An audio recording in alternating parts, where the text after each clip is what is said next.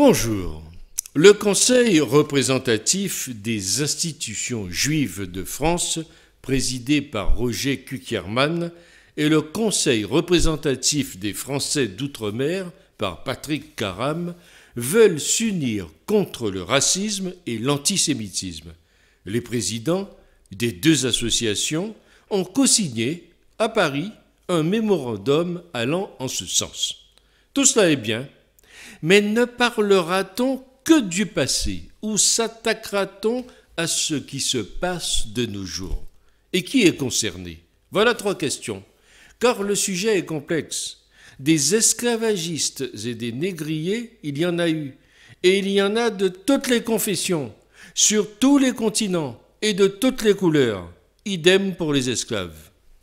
J'ai lu qu'un rabbin néerlandais, M. Van de Kamp, parmi les plus connus aux Pays-Bas, auteur de plusieurs livres sur la communauté juive néerlandaise, était sur le point de publier un livre rappelant l'implication des Juifs hollandais et de leurs ancêtres dans le commerce des esclaves. Par exemple, il faut savoir que 5000 esclaves vivaient dans 40 plantations appartenant à des Juifs en Guyane hollandaise. De même, dans l'île caribéenne de Curaçao, où ils étaient particulièrement influents, son prochain livre, un roman historique intitulé « L'esclave juif », retrace le parcours d'un marchand juif du XVIIIe siècle et de son esclave noir alors qu'ils enquêtent sur les plantations néerlandaises du nord du Brésil dans l'espoir de convaincre les Juifs de se départir de la traite des esclaves.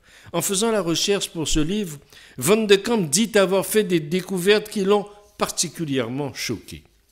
Certains compatriotes voient dans ce mémorandum une OPA amicale du CRIF sur le CREFOM. D'autres, la tentation de noyer le poisson dans l'eau en globalisant l'histoire de l'esclavage, ce qui évidemment n'a pas de sens. Chacun a ses arguments.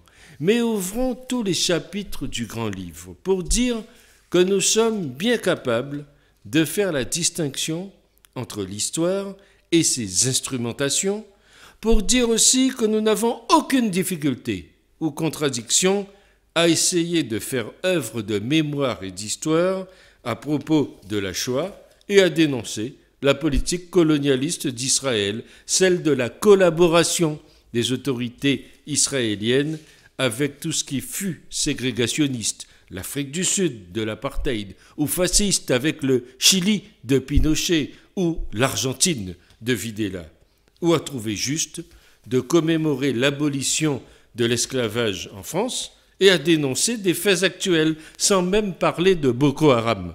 Ceci fait, il sera alors possible de commencer à prendre cette démarche au sérieux, car l'humanisme ne peut pas être à géométrie variable. Sinon, ce mémorandum sera pure tartufferie, d'autant que ce ne sont ni des textes, ni des stèles qui vont faire reculer le racisme, c'est ce que je crois.